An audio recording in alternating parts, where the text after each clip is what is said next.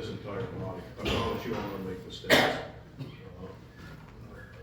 If you see something that's not happening, call Mandy, email, or whatever. I promise you, we'll switch gears, get on it, that type of thing. Again, Jan brought up containment, that type of stuff. Should have happened a week ago, blah, blah, blah. The other thing I want to assure you all is, this is not a political stunt on my side. I have 9 months to go in this position, and I have no intention whatsoever of refilling this position. It's been a fantastic 3.5 years that I've served, and I just want to let you know, this is not, hey, vote for me again, next cycle. That's not what this is. Again, you see anything that's not happening, should change, please follow. Thank you, sir. Thank you, Tim. Now we'll move on to public comment. This will be a public opportunity to participate in everything you've seen tonight. And if you'd like to pose a question to Vice President Camuso, he is going to grant you that opportunity, and he's going to be reflecting on what the situation is with the question. So we'll start in. Randy, do we have anyone signed up for that? Yes, Scott Matthew.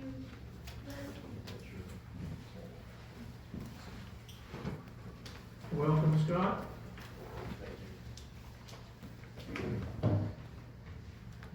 Good evening. Good evening. Scott Matthewman, 19301 Southwest 60th Street. I just want to first off thank everybody for taking the time and giving us the opportunity to speak on this matter. I just had a couple things I wanted to point out. Some of them have already been spoken about, like containment. That was one of the main things I thought of. We're spending a lot of time talking about maybe what we maybe should kind of do in the future. I think we need to be focused on what can we do right now in this moment to move this towards remediation. One of my questions was about, are we investigating the cause of the fire? Seems like that's been answered, and we are looking into that, so I think that's good. One of my concerns from the start of this whole issue, since the fire, has been the fact that CSX has been responsible for the testing. Sounds like they have hired third-party consultants, but I still have some concern about, I know in this day and age, nobody's going to trust test results that are done by the person that is being accused of something or we need to focus on transparency and accountability. And if that, I don't know what kind of recourse we have, if we can do our own testing and have CSX foot the bill or something like that. But I know that the only reason I learned about this was from Facebook. There was no city or county or any other type of message letting me know that my community was on fire. There was no message letting me know that smoke was in the air, that my 2 children could have been at risk from the contaminants when we were on our way into town that day. And so it leaves a lot of distrust and a bad taste in the mouth of the residents. And then how are we supposed to trust anything else coming out from that if we don't trust the test results to start? I get Amber Alerts emergency messages on my phone all the time. In the last week, I did get a message about something that happened in Lake Weir, but there was never any type of communication to the residents of Dunnellon or Marion County, except for a couple Facebook posts. I think that, looking back on this, I think we could have done a lot better. And then that kind of goes, I'm running out of time here, but that goes along with the containment, the emergency plan. Why are we this far along into the process and still coming up with a plan? When I worked for the state, I needed to have a safety data sheet in place just to have bug spray in my office. And if that bug spray canister were to get in my eyes or in the groundwater, there was a plan already in place. XYZ, put it into action. I would think that this situation should have had a plan in place if there was not one. I had more, but thank you for your time.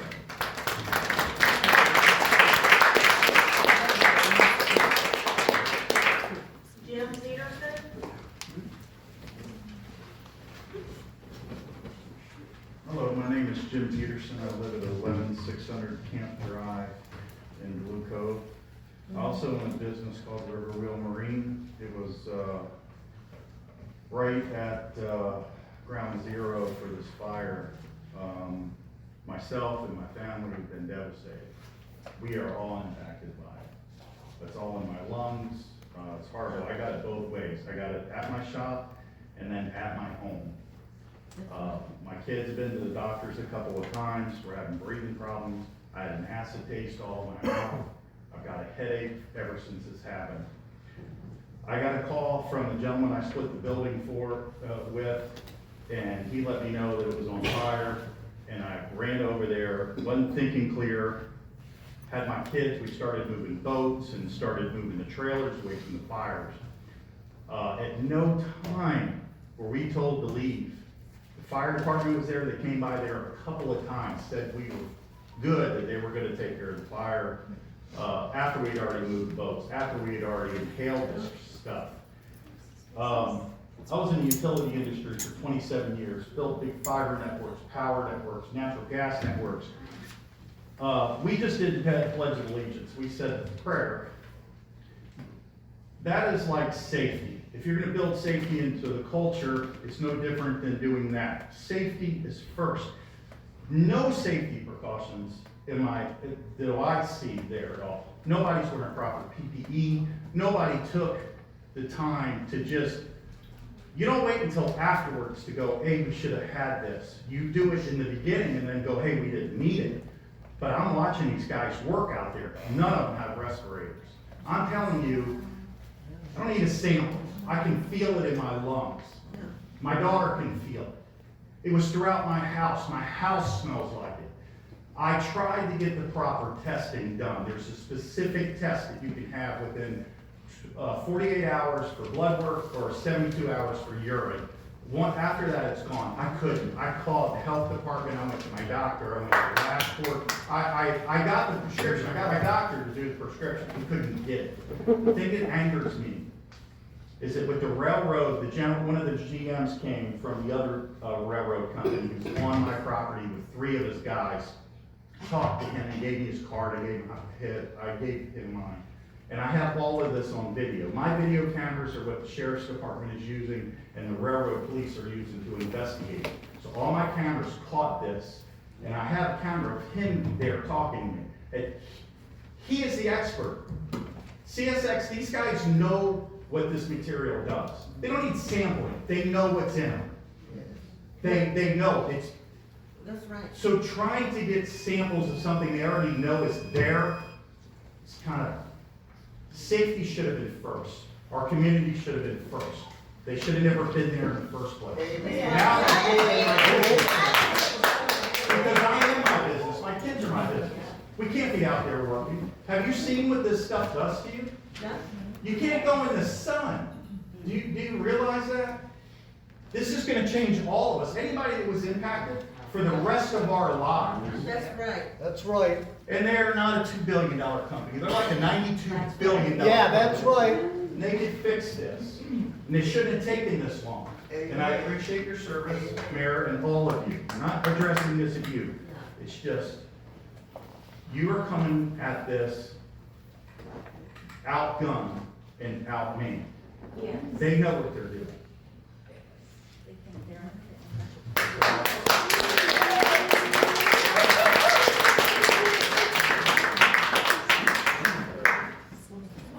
Johnny Zevin?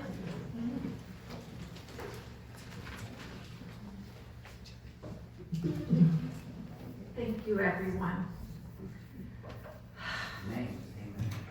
Dottie 7, 18966 Southwest 93rd Loop in Dunnellon. Yes, we have the fox watching the hen house. That's the way I feel with this company. We should have gotten this out a long time ago. So I want to ask you all, do you know, and we need him, a guy named Scott Smith from the Blue Shirt Justice League. He needs to be here. Maybe CSX have heard of him because he's done all these things. everybody needs to get on and go on to Blue Shirt Justice League and beg this guy to come out of here. His name is Scott Smith. He needs to be here. He has all the patents to test the air, to test everything, to tell you exactly what to do. And that's who we need. I have been on the website for him and also whistleblowers.org, asking them to come out also or to look at it, even though it's not like I'm inside of a corporation and I'm a whistleblower. But I think we really need to. I get frustrated with power and greed. When are we going to find our soul in this country? When is it going to be sacred? The earth, the land. When is everything going to be sacred again?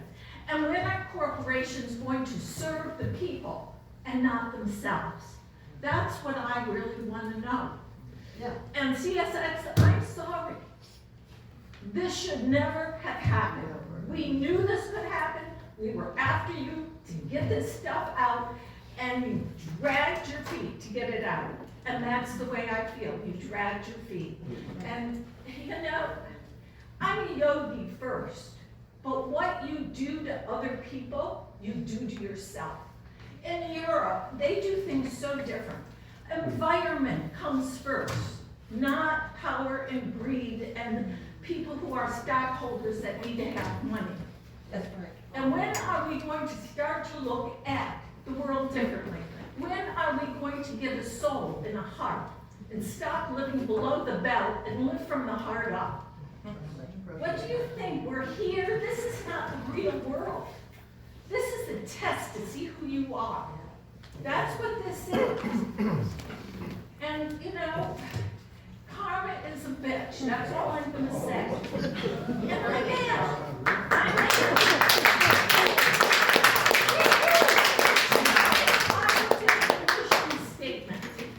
I didn't see one, but get a mission statement that cares about people and service, because we're all here to serve. Thank you.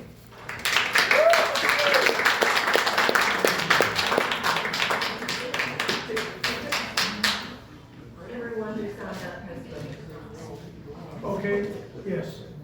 What we'll go into now, ladies and gentlemen, everyone who signed up prior to the meeting to speak has now had that opportunity. We will now. No, I haven't. Sir, if you'll let me finish, please. Let I me haven't finish. had my opportunity. I can hear you. Let me finish.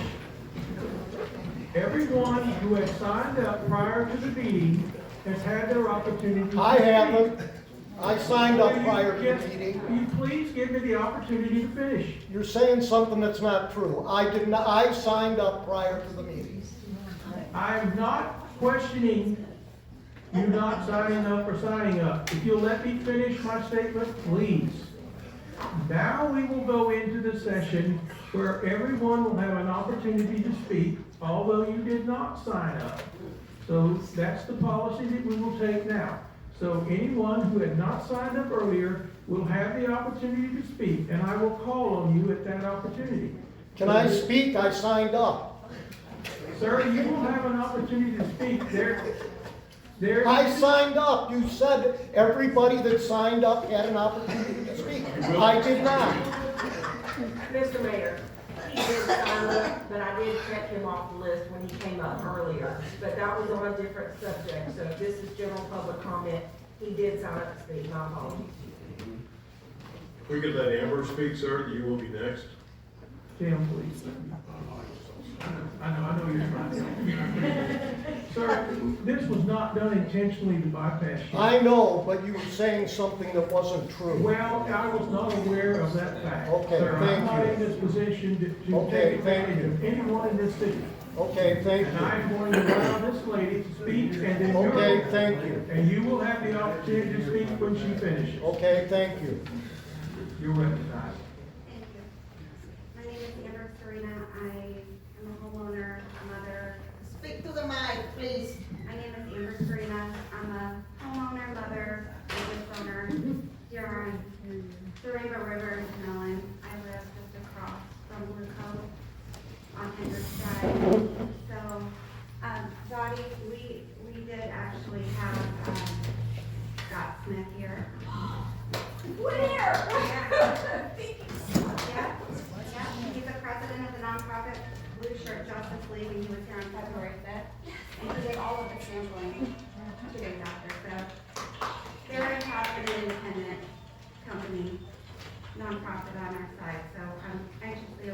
those results. And Matt the welder, who's running for agricultural commissioner, is the one who prompted that. So just so everyone knows, if you'd like to vote for him, you need to be a Republican in August in order to do so. So shout out to Matt the welder, or Matt the welder. I was under the impression that these railroad ties are on the way out, guys. I mean, that's what we have all the meetings about, that's what RRC was stepping up for, Sierra Club. They were moving out. What happened? Why was it stalled? I have a large company here, and our livelihood is this Rainbow River, and I've had cancellation after cancellation on both of my properties, one a large commercial, one a large residential, and somebody's gonna be getting the bill for that. I mean, there is going to be a class action lawsuit. Woo! Okay?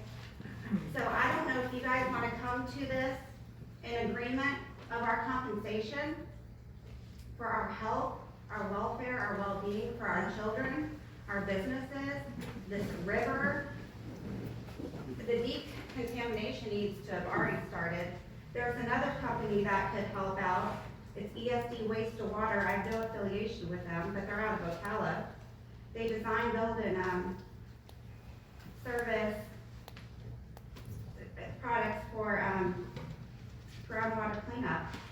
So they're right here. They should already be in operation on this cleanup. We don't feel good. We also have animals. We breed high-end animals here. We have a lot of farms that depend on this water. This is a small town. We can't afford to survive this. This is not okay. I really highly suggest you guys get out your checkbook, because we're about to get paid for our suffering. This is not right. That's right.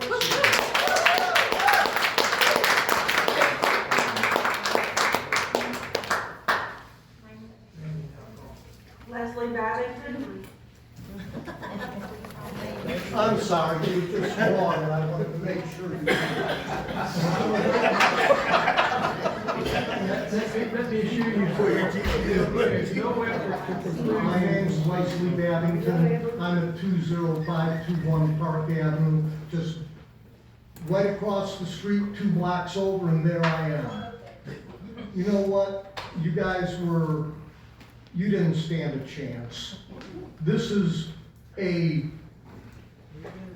hundreds of $billion industry, and we were targeted, we were picked. This is not their first rodeo. They've been in Alabama, they've been in Texas, they've been in California, they've been in Oregon. They know exactly what they're doing. They came to our community because we are a small town and we have property values below the national average. It is an economic decision on their part because it saves them money if there's any mistakes or any accidents. This is economic discrimination, and this has to stop. I'm praying that there is somebody. I'm praying to God that He sends us a Savior, that He sends America a messenger, and they punish this company, and they make it unaffordable for them to do this in small, poor counties that cannot afford to have this happen to them. They have the money, they can afford to develop a facility that would take care of their toxic waste. That's right. Instead, they play whack-a-mole with our country, and they send their waste to small towns that have property values below the national value so that they can get off as cheap as possible. Please, send us somebody, whether it's a doctor, a lawyer, a judge, a senator, a congressman, a president, a governor, send us somebody to save us and to save America from the greed of this corporation. Thank you.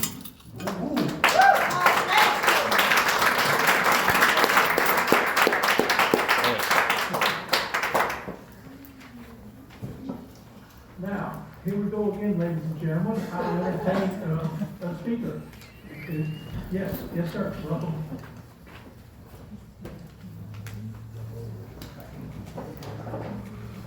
Hi, my name is Andrew Harris. I'm with the Sierra Club. I live in Hillsborough County, Florida. I love this area. My son used to come here. He's an Eagle Scout in Dunnellon River. My daughter came up with her band in order to paddle on the river. We love this area. For all y'all who are thinking, I hope CSX has money, they hit their 5-year high stock price today. Nobody knows what these guys are facing, but they are in a very strong financial situation. I just want to say again what the gentleman before me said. I have an MBA from the University of Florida. My undergrad is in accounting. They picked this area to screw you guys because you put your claim yourself. The Sierra Club is here to help you. We've hired lawyers to help you. Now, I'm not going to say we love you any more than anybody else does. Okay, we're here because we want to stop companies like this from taking advantage of people like these. We're doing it all over the country. But CSX chose this community, the other gentleman said, was exactly right. They are not choosing areas that can defend themselves. They are choosing areas where there is significant risk of fire. They didn't want the fire, but they knew it was a risk. They've done this. This ain't their first rodeo. They are in a position to decide where they can push and where they have to fold. And they decided to push here because these community members are not in a position to defend themselves if something goes wrong, which is why they weren't ready when something went wrong. Because they could take that risk. The system doesn't exist to punish them. We are going to help you all punish them. Because we don't hate CSX. We love America. I'm totally a capitalist. But companies should weigh in the risk of what they're doing when they are in a community. CSX did that. They weighed in this community and they decided, screw these people. Something bad can happen here and we can recover from it. We're going to help you all fight for your rights here in this community. Thank you.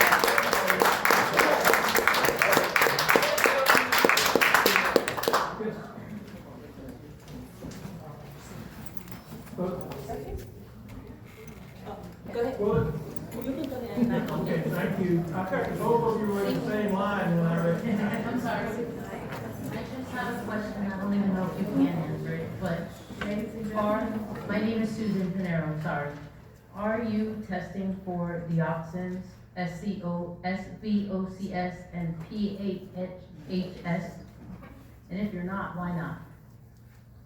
We are sampling for SVOCs and PHHs. And what about dioxins? Not at this time. Why? The approved FD plan approved SVOC's method, EPA method 8270. How do we get dioxins approved? It's critical. You'd have to contact me. We're getting Mr. Mayor, may I ask a follow-up question on that? Yeah, Well, and I don't know what dioxin is, my apologies on that, but if that is something that is, instead of us having to ask FDEP to do something, wouldn't it be CSX's responsibility to ask that? And We can have that conversation. yes. thank you. If somebody can Ladies and gentlemen, the question was asked to qualify that particular chemical. Is it possible that that could be requested? And the reply from the gentleman and the lady here who represent CSX is yes. The answer was yes. Follow up, if they cannot, maybe we can gather together and pay for it separately, but it really needs to be done. It's a cancer causing. That's right. It's to test to see if it's cancer causing.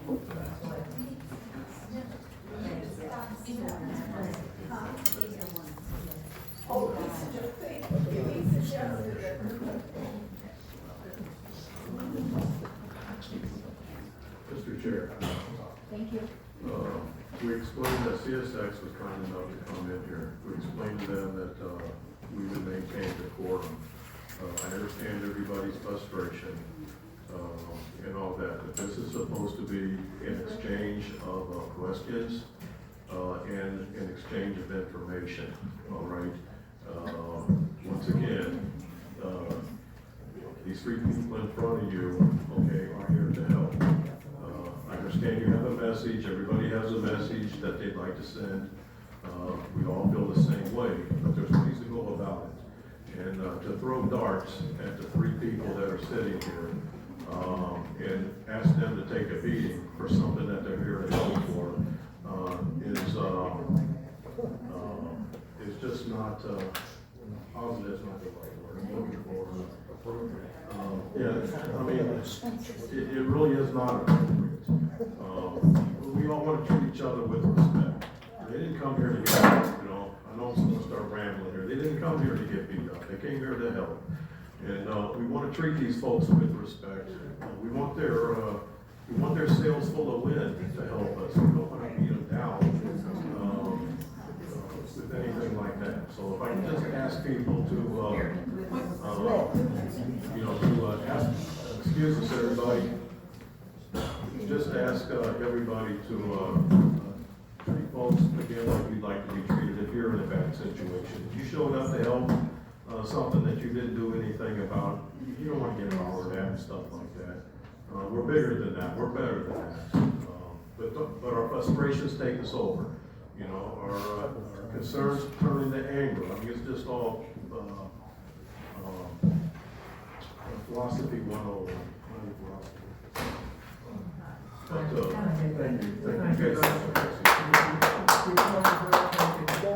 Ladies and gentlemen, I will echo the Vice Mayor's comments. We have guests here in this chamber. Let's address the facts. Let's create your questions and they'll be answered. Let's stick to that. I think we're better off for that. I think we'll all get more out of it if we stick to that. Now, Ms. Mann, you have the floor. Thank you, patiently waiting. First, I want to commend you, Mayor, for being out on site when all of this, when the fire took place.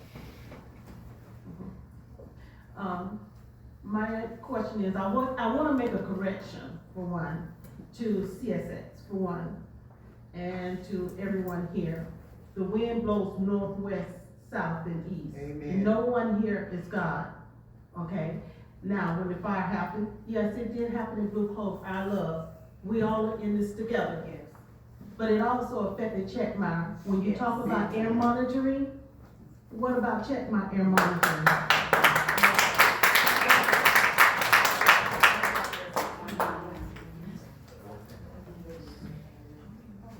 Mr. Mayor, when the CSX answered, they're going to be doing the earmark, that is one of my questions that I was going to ask. Ladies and gentlemen, Ladies and gentlemen, just one second. The question was posed about air monitoring. We have two different communities on either side of the tracks. One community is located adjacent to the tracks on the west side, just beyond the business district. And the other one, of course, is on the east side that extends to the river. So what the lady was speaking about was a more general approach to air quality, air testing in the whole vicinity of the ties. Is that? no, please be quiet, I can't hear you.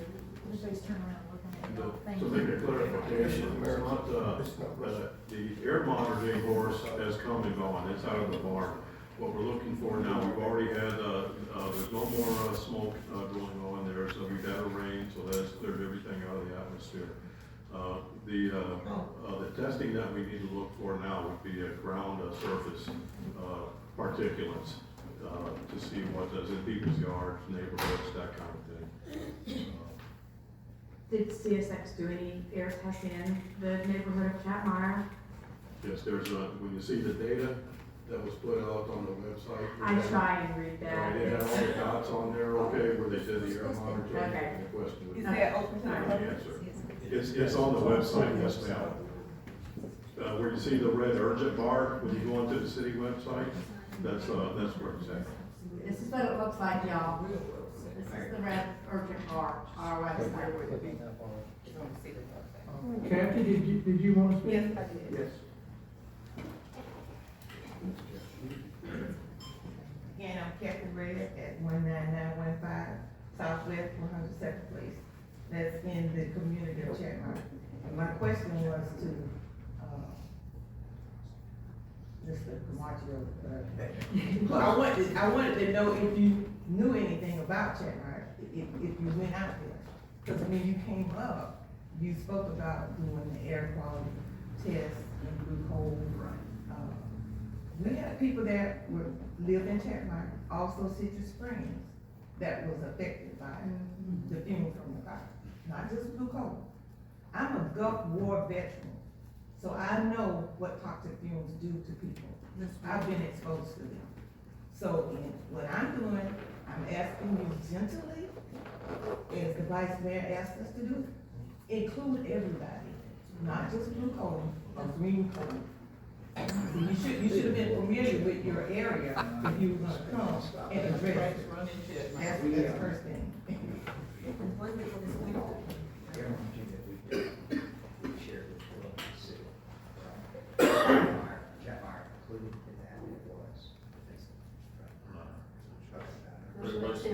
It was shared with the county, I believe, right, and the air monitoring It's on our website, the documentation. But we still have people that are experiencing medical problems, that have been to the emergency room. We had a dog that died, I don't know if it was related, but a dog died. And the people that in Citrus Springs, they have been to the emergency room. So I'm just asking for a fair evaluation and assessment of what you're gonna do. And again, if you've been impacted, and this is so that we can keep records too, that's why I said the number. The number isn't just to pawn off on somebody, it's help us with that in terms of keeping records of who has been impacted. So if you have that, please make that phone call to them. Oh, I see. Okay, yes, sir.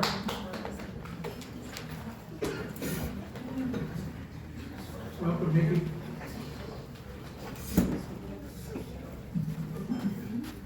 Michael Pierce, 11347 South Burkett Road, Dunnellon. I didn't hear anything about, well, unless surface water is, I didn't hear anything about wells. And I know I've done some calling. I read some of the information. I called DEP in Tallahassee. They don't do private wells. Somebody said that there were no private wells in the city. There are 7 of them in Blue Cove. I'm one of them. I called the county health department. They didn't answer. A lot of people called them. They didn't ever answer. They didn't return a call. Finally, all of a sudden, I had Ron came out with the emergency management director from Marion County and the state of Florida Health Department, not the county, but the state of Florida Health Department. And I gave them all the information on those wells, so I guess there is something moving. And they said they were gonna monitor wells for a year. And so I'm kind of waiting on that. In the meantime, I'm drinking bottled water. But I just wanted to throw that out. I didn't hear anything about wells, but someone did come by and moving on, and this is kind of for Tim. You got your hands full. And I know when I call you about something, you normally always return my call a day or two later. But I want to get up here and say this. Right before I left the Navy, everything Navy problem-wise turned into emergency management. And in the Navy, we fought it for a while because it just didn't seem to work for us. And then I started working kind of emergency management when I got out for the Navy. And after going to several state of Florida emergency management schools, I seemed to embrace it because I did work. I worked the big oil spill, a lot of exercise, a lot of nuclear weapons accident exercises, and we set them all up under emergency management. But for you, we have an emergency management with the county. And normally the county will have a host of volunteers. Yeah. And they sit at home waiting for the phone to ring. So there's help for you. And I think the best way, because for you to handle this all by yourself, okay, Tim might do it, I couldn't do it, but you might do it. You need to set up an emergency command post. And that helps, and you've got people there, and they're helping you to set it up, so you don't miss those little things, and the big things, because you just need a host of people, and that might help you. You could set it up right in here, and those people, we normally ran for something big, we did it 24/7, sometimes for months, and there are people out there to help you, Tim, and I probably forgot most everything I learned on emergency management. Call me if you need something, I'll help you out. Thank you. Thank you, Council and Mayor.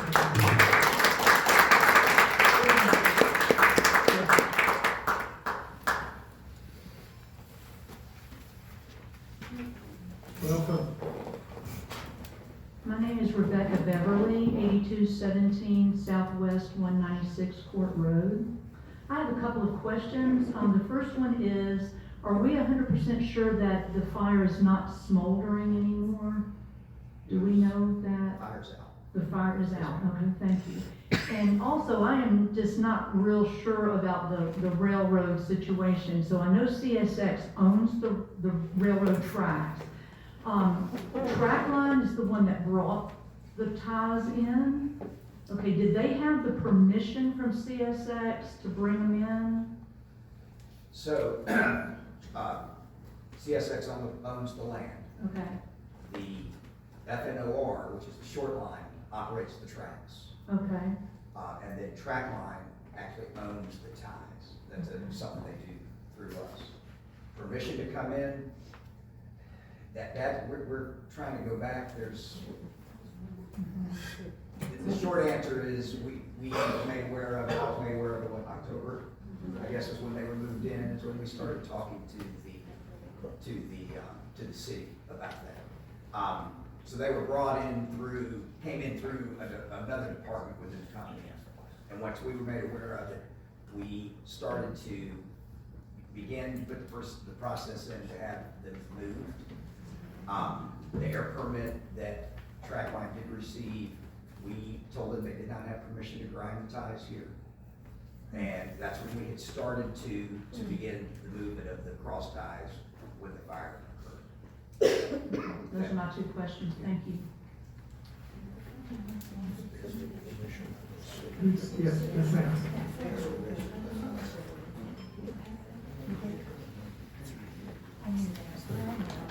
My name is Lisa Brennan. I live at 9832 Southwest 196th Avenue Road, Dunnellon.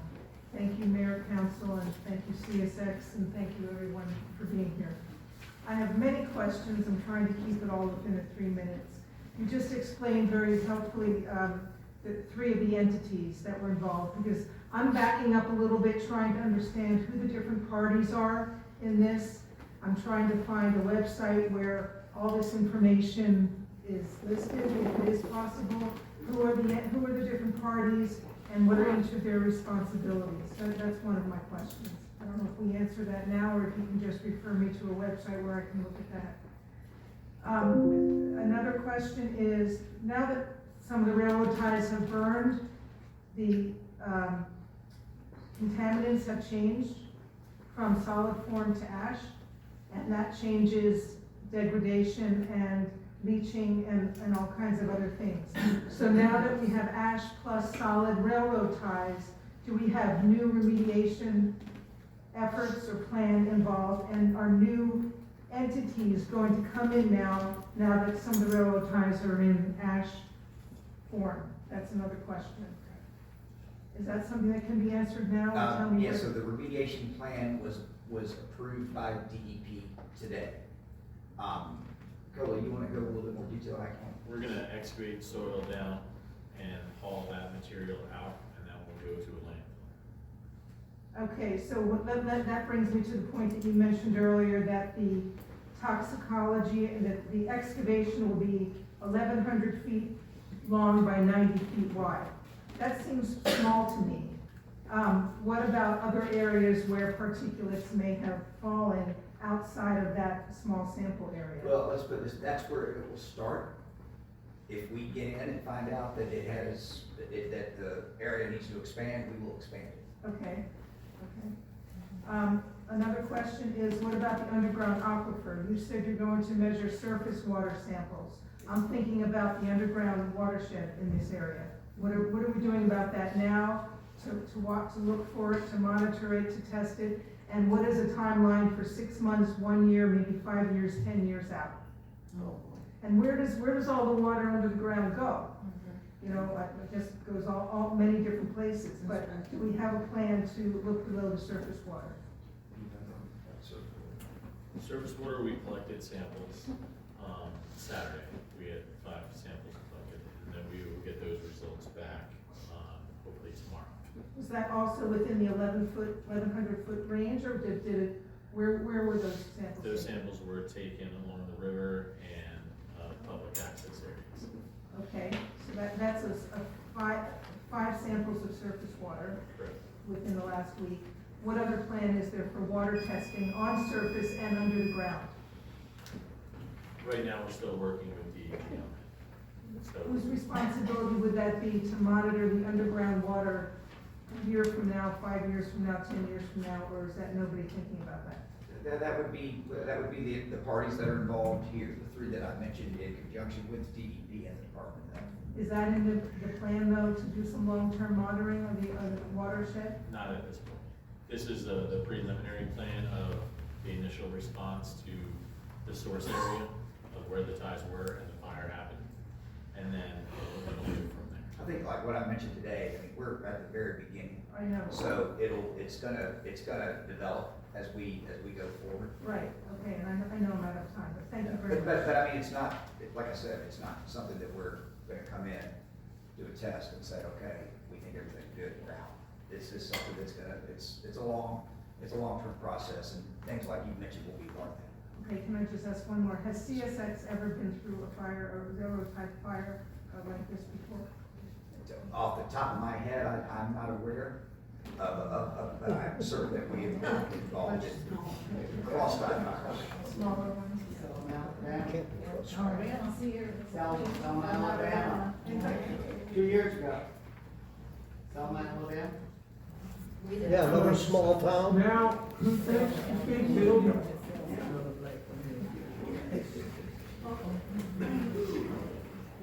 Bill White, 12115 Palmetto Way. I'm speaking now as the Vice President of Rainbow River Conservation.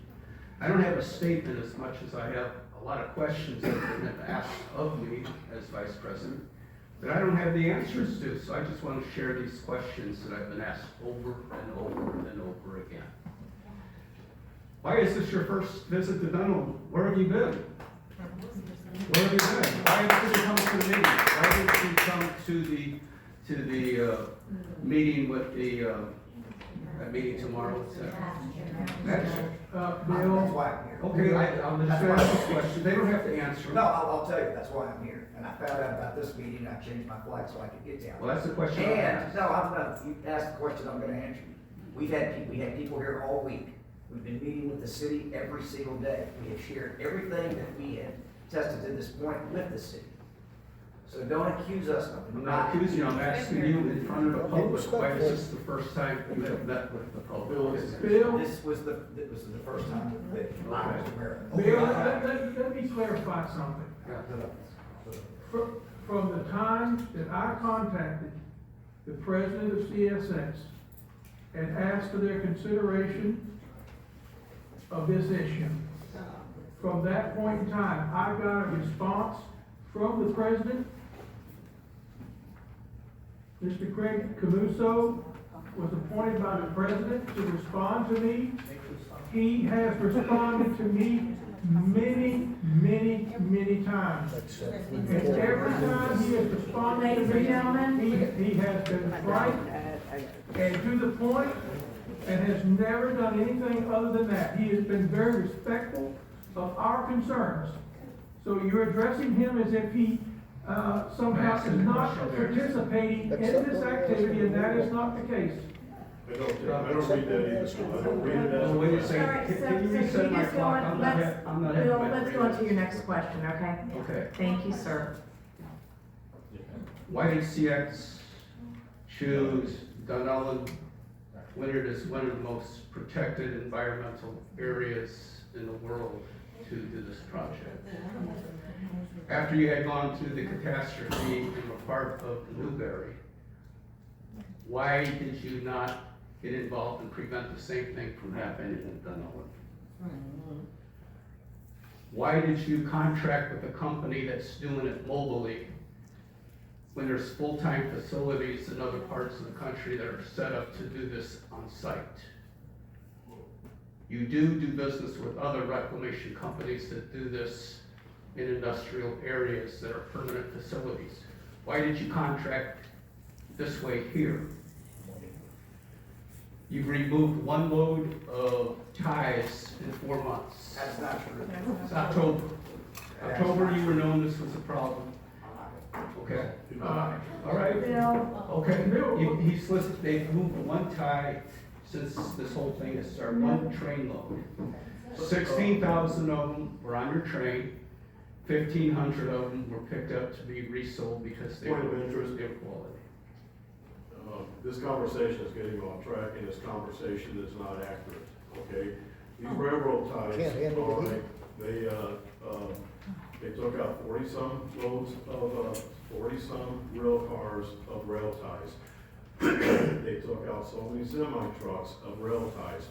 What we were waiting on as a city, all right, we were happy with that progress. Explained that to the magistrate, asked for a recommendation was to give them 30 more days so that we could monitor progress. All right, we were waiting on the next data point, all right, so that we could determine if we were still happy with their progress, and this next data point was going to be able to allow all of us to figure out if based on the 42 cars, the amount of ties that left, we could use that and the second data point for when those cars came back and loaded out again, we could do the calculation to see exactly how long it was going to take at that pace to remove all of the ties. But we did not get an opportunity to get that second data point. That second data point was going to be coming in the middle of somewhere between Monday and Wednesday, but the fire took place on Sunday and stopped everything. So this fire turned the entire dynamics around. They were moving. I'm not gonna repeat all that again, okay? So that is the facts right there, everybody. We never got our second data point to see if we needed to move progress up, bring in more rail cars, or all that. The fire happened. Now we change gears and we have to deal with a hazardous type issue. But to say that they were not removing ties, there was not progress, that is absolutely a false statement. Okay, really, when the public is speaking, they're supposed to be able to say their speech. Well, I'm asking a question. I stand by the fact less than 20,000 ties were removed up until just recently. And they've had 3 months since they've been notified that this is a problem to deal with that. So that's my point. Why?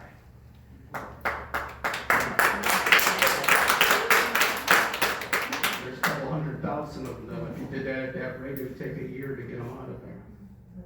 Your communication. People want to know what's going on. How come you're not giving out some sort of weekly reports or monthly reports, what's going on? We're hearing nothing. The public is not. And who's responsible for all this? Is it Trackline? Is it CSX? or is it Florida Northern Railroad? At CSX, were you the original owner of the ties? And you either sold the ties to Trackline or they are being paid to grind them? Somehow, some way, these ties were originally owned at least partially by you. So that still keeps you responsible for them. And I just want to wrap this up by quoting Councilman Lehman at last meeting, that the dangers that were there to begin with remain, although they're being remediated. The ties that are still there could catch fire tonight. It could rain anytime and we could have more water go into the aquifer. Yeah.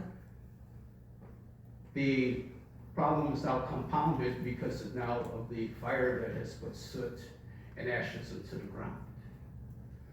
So as much as this was something that needed to be addressed urgently and put on the front of the table, it really needs to be done now. So, and just one thing and I'm done. Fires have happened before. There was a fire in Selma, Alabama that was caused by a lightning strike. I'm sure some of those ties had to be yours. There was also fire in that area that was arson. Somehow, some way, it does happen and you have to be aware of it. If I'm aware of it, you have to be aware that there's been fires other places. There's no way I would know that and you would not know that. So, eventually someone's going to have to assume responsibility for this, because this is not gonna go away. This is gonna be going on for years. Someone needs to stand up. Point of order, Mr. Mayor. Someone needs to. We're 3 minutes are up, and we are here to discuss the issue in front of us. And I Once said my again, point. I said my point. Thank you. Bill. Thank you, Bill.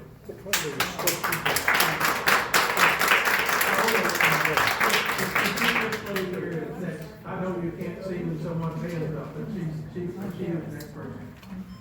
Good evening, Mr. Mayor, councilmen, and women, staff, CSX representatives here, and community members. My name is Jyoti Parmar, and I am an organizing representative for the Sierra Club of Florida. Before I ask you my questions and make my statement, I just want to say thank you so much to the volunteer leaders of the Sierra Club. I have never been more proud to be a staff person of the Sierra Club. Thank you. I'd like to share some information about the Sierra Club. We are the nation's oldest and largest, probably one of the most influential organizations, and have been in existence for over 130 years. Our roots are deep in the community, in the environment, and we are here because we care. And sometimes our fantastic volunteer leaders are passionate. It is why I have a job. So thank you again. And what we would like to ask of the county, sorry, of the city, I'm so sorry, I was watching the county's meeting earlier. What I'd like to ask of the city is to please really focus on transparency, which we are seeing some here, the accountability of the responsible parties for this tragedy. It is a disaster, and it is not going to go away. We have to act fast with a great deal of expediency, but also be thorough to mitigate the harms. So, and I have a couple of things I'd like to just share, and I think CSX probably knows, and the community may or may not. Trackline, when they moved from Newberry, they were made to move from Newberry because they did not follow the rules. They did not get permit. They started operations, a grinding operation in open air in Newberry. I live like 20 minutes from Newberry. So I was involved in that, and they had to be issued a stop work order. Y'all continued your relationship with them. That, I think, is a CSX issue. And then, of course, here we are in another small town without notification, and the ties are here, and now they have gone up in flames.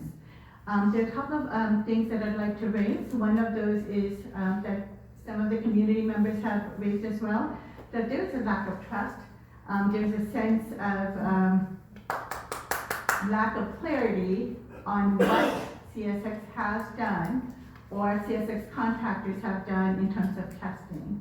From what we saw for the air quality testing that occurred in the immediate aftermath of the fire, that there were some lapses. From what we saw, in the 24 hours after the fire started, there was no testing done on particulate matter, which I've been told is a necessary and very important thing to test. So I would like to get some information on that, and given that that hasn't happened, we'd like to ask for the city to please see if you can find a way to have oversight of this testing process that is independent of CSX, in part because we don't know, and in part because test has been damaged. Thank you so much. I really appreciate your time.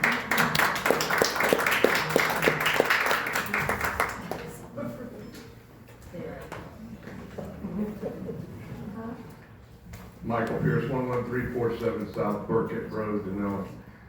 This is indirectly tied to this. We're all worried about the poisons coming from creosote, burning creosotes. Well, I've had a lot of calls from my colleagues and friends from Chatmire that over the last several months, there have been creosote ties being burnt in Chatmire. And I've been sent photos. It looks like the photo we had last Sunday morning, although on a smaller scale. And you can plainly see these fires with railroad ties stacked up beside them. I checked around, they've called 911, they've called the fire department. Fire department has come out and not did anything about it. Or they came out and couldn't find the address.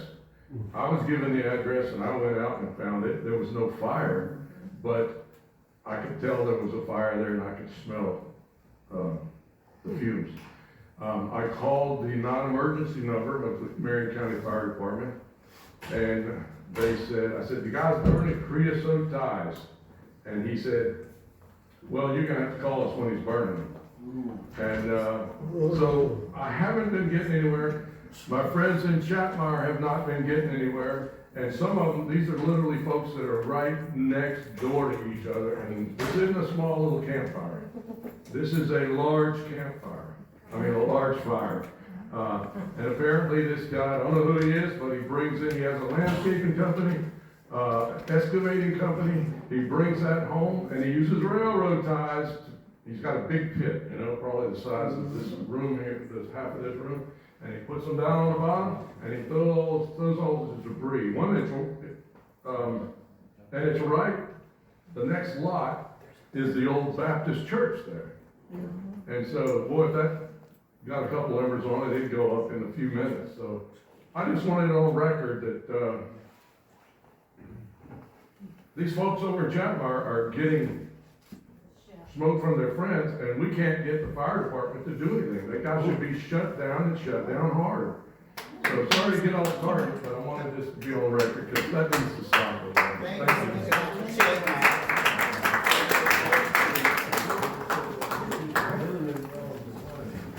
Thank you.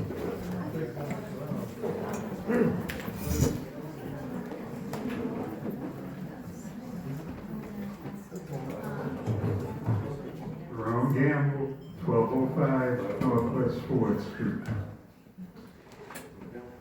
We're certainly glad tonight to have the representatives from CSX with us. But let me just caution us. These are tough people. They didn't send their rookies for this. And they're able to take the heat for whatever we're dealing with. And we're not going to be discourteous to them. We're not going to be disrespectful in front of them or to them. But they need to know what is happening and how this community feels about it. I'm not going to say anything bad. I'm just talking about what I'm talking about. My concern about this is, and I was glad to hear Brother Craig say, they're here for the duration. They're here to see that this is solved. But I hope that they appreciate that the solution to this in terms of the lives that have been impacted by this cross-tire situation may run a lot longer than it appears on the surface. We're dealing with a situation in Ocala that we've been dealing with for the last 35 years. And people are talking about they're getting sick and they're having the same disease in multiple family members. And the only thing that they can attribute it to is the charcoal plant that was in West Ocala. Some provision, I'm really interested in this accountability. Some provisions have to be made for how people who are experiencing these health problems are going to deal with these things 20 or 25 years down the road. I was in a meeting, must have been last week, when it was reported that there was no, that the cause of the fire was unknown. I don't know how they knew that from Sunday to Monday, that the cause of the fire was unknown. I'm waiting to see the fire investigation for what happened to cause this fire and why was such a devastating event allowed to create this catastrophe in our community. And I want to call Scott Smith.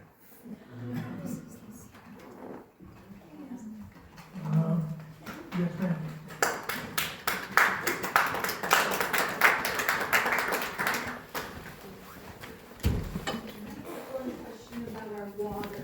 Well, we have someone coming up to speak. As soon as she completes her comments, you'll be next. And Mr. Mayor, everybody's having one turn, correct? But she has one question. Okay. If it's okay with That's council, fine. I'll allow that. Yes. Hi again, Christina Riker with Earth Justice here with Sierra Club and Rainbow River Conservation. I do think that the lack of trust is a big issue here and the lack of transparency that we've seen.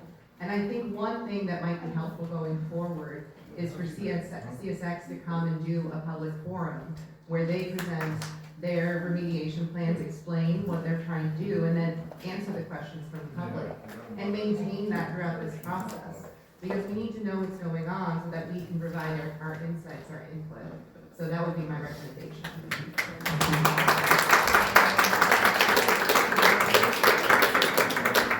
Ladies and gentlemen, if you have already spoken, give the people the opportunity that haven't had that opportunity yet. So we want to be sure that everyone has a chance to address the meeting. Okay, Dr. Savin, one quick question.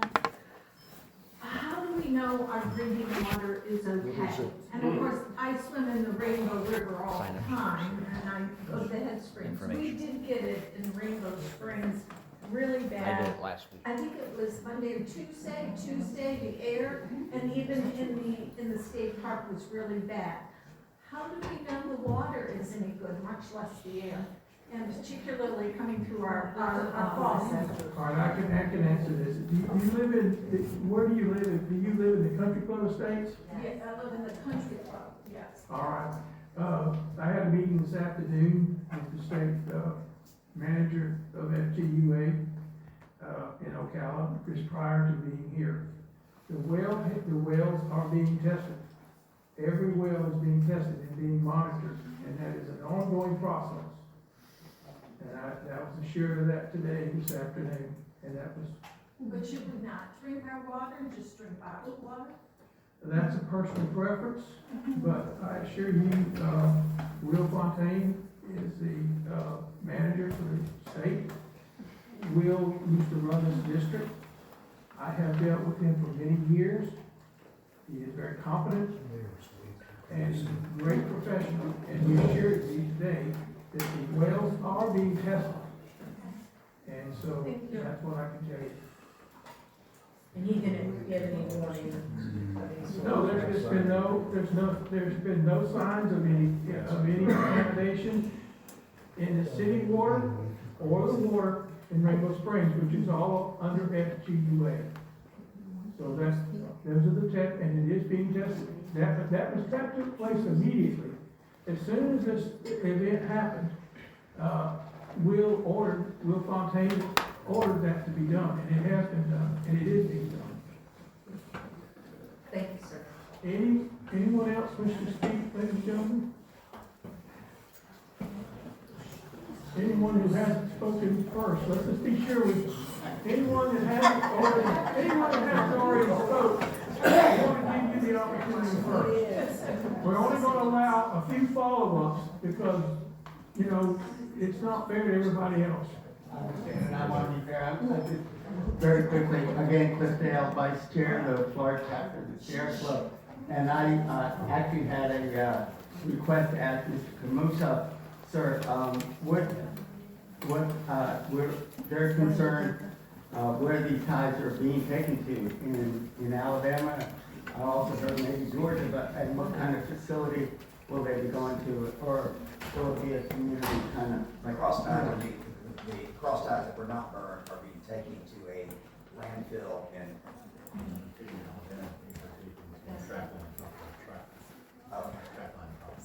a track line property in Alabama. A property like this, or an industrial facility that properly? You have to ask track line now. They're your contractor. You don't have that answer, is that what you're telling me? Have track lines the owner of cross ties. So that's their responsibility. Okay, and you hire them, right? CSX. They're the owner of cross ties. He's answered your question, sir. Okay, secondly, next question was, did you receive the fire dispersion report from Marion County Fire Department and the U.S. Forest Service? I need that to Firehead CSX. Do you know about that? Because we were told that the air quality testing did not test for particulate matters. It tested for all the other elements, but not particulate. Particulates are the most concern for the public, so. That's right. You have that? I Would you get that fire dispersion report from U.S. Forest Service and Marion County? They have it. Ladies, And it should absolutely disclose exactly what they tested for and why, if not, we don't know why but we have been told that there was no testing for the particulate matter. In the big forest fires that happen all over the place, that's the first thing that they test for, particulate matter, because it's most critical to human respiration. So, thank you for looking into that for us, and we'll be looking for the report. Thank you. Anyone else who hasn't spoken that would like the opportunity? I am seeing no one. Yes, ma'am. No, I am seeing someone. My name's Debbie Peterson. I live at 11600 Camp Drive. Who originally owned the railroad ties and sold them to Trackline? That'd be CSX. CSX owned the railroad ties originally and then sold them to Trackline. Yes, but they were taking When my family contacted the CSX risk management analyst, they sent us to Trackline and said, we didn't do it. Go talk to Trackline. Call them again. Okay, because we did send an email and it said, This is the. hey, we're all sick, we've got headaches and can't breathe and our throats hurt and our sinuses are killing us, and they said, oh, go to Trackline. Do you, I think what we're trying to do now is collect all those information. So is that did you call that 888 number? And sent an email. Send an email? You have the link to send an email for people who are affected. Okay. We sent it right away because everybody in my house was getting sick. And your last name again? Peterson. Okay. I'll follow up, make sure that we have that. Who filed for a permit that called the area along the railroad tracks undeveloped industrial? Chatmeyer's right there. Blue Cove is right there. It has nothing to do with CSX. That it was. That would have nothing to do with CSX, that would be DEP, man. Well, it's not really undeveloped industrial. There are people who live there and. Not arguing that, I'm just explaining that to be DEP. So heavy metal particulates that travel through the air that you can't see, they come down and they land about a half-mile radius that cause things like liver cancer, mainly, kidney problems, breathing problems. If you already have cardiac issues, they're gonna make that worse. So, anyway, our community's been poisoned, I just like you should know that. Is there anyone else who hasn't spoken who would like to speak?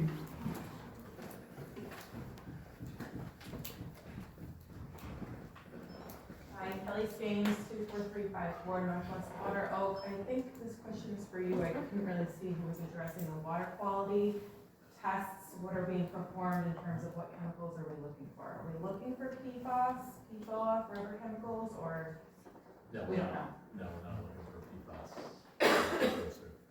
We're looking for SBOCs. Okay.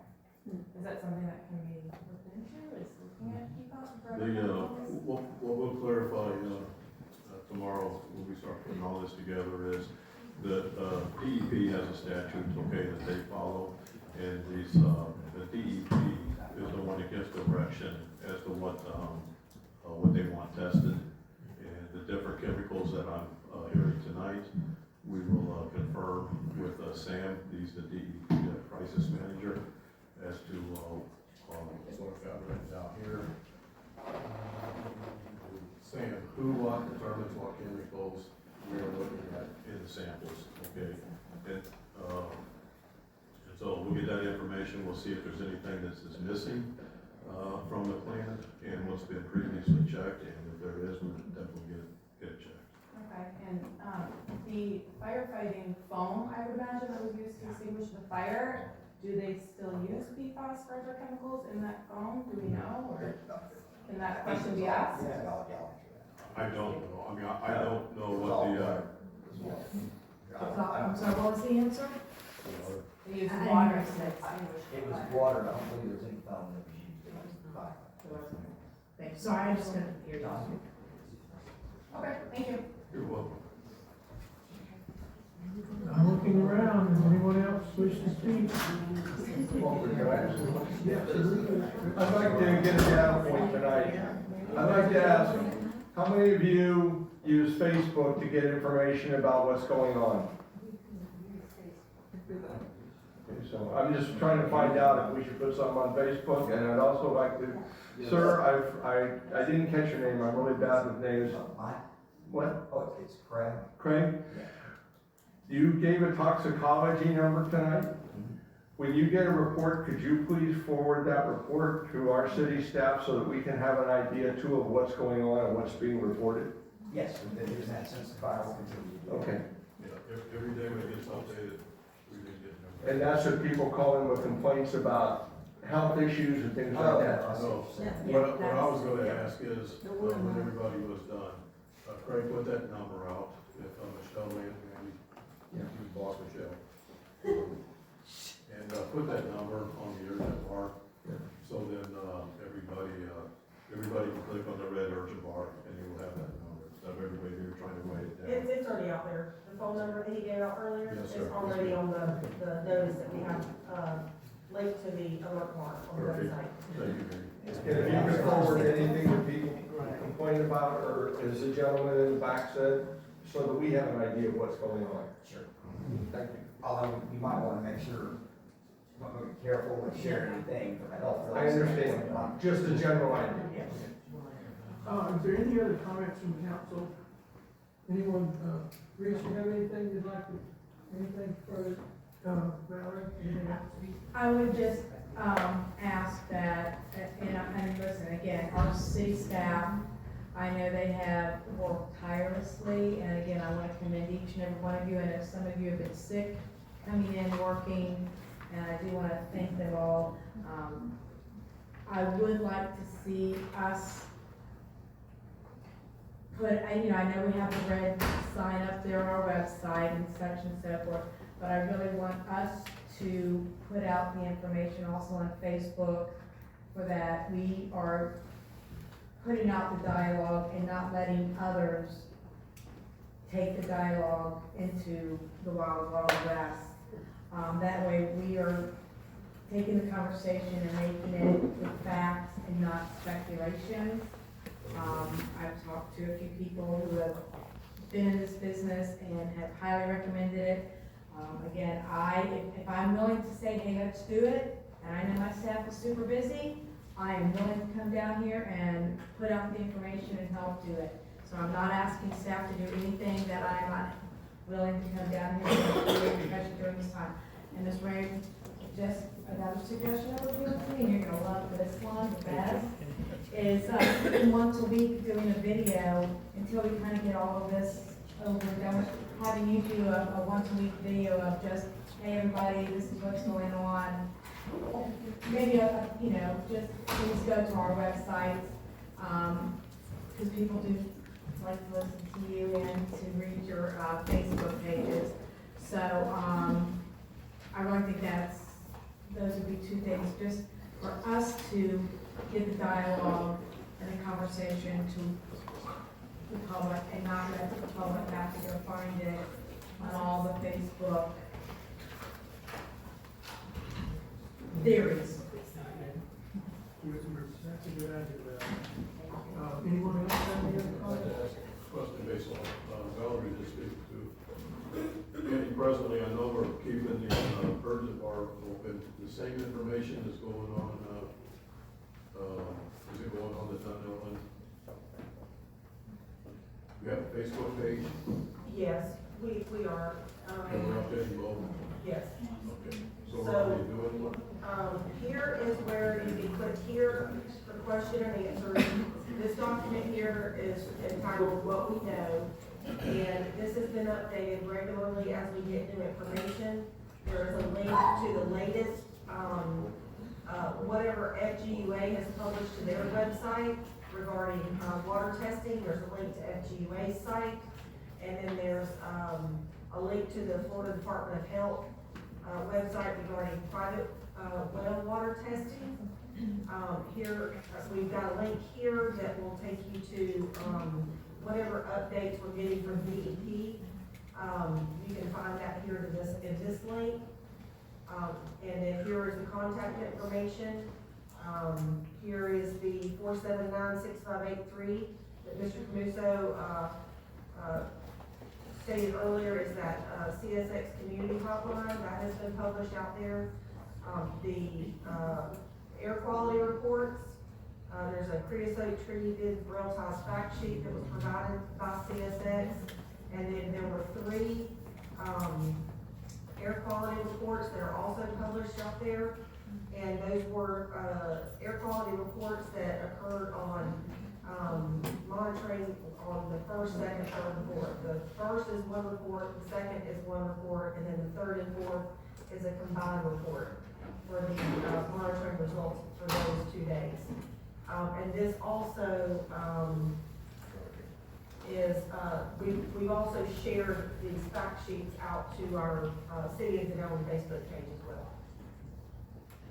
And I wasn't saying that, but I'm just saying that was one of, I just want to make sure, if I need some help is what I'm trying to say, is I would be down here to help. But I mean, basically what I was asking is, I thought we were doing the Facebook also, I knew we were doing the city website. Is that kind of what you're talking about now? Yeah. Gotcha. Yeah, but I just want to say that for us to create the dialogue, is what I was trying to say, but that I wanted to help if I need to. Would it be a violation of sunshine, Councilman Inskeep, if you were to put stuff up that you find out going on to keep like a dialogue going and keep citizens apprised? Would that be a violation of sunshine? You understand what I'm saying? Andrew? Basically, it will be part of the daily updates. Well, what's been happening since last week, so after the fire on Sunday, we had an in-person meeting with CSX, which included Craig, Peggy, Coley, and Chief Bray, myself, and then we set up daily recurring Teams meetings. So we met remotely Tuesday, Wednesday, and Thursday.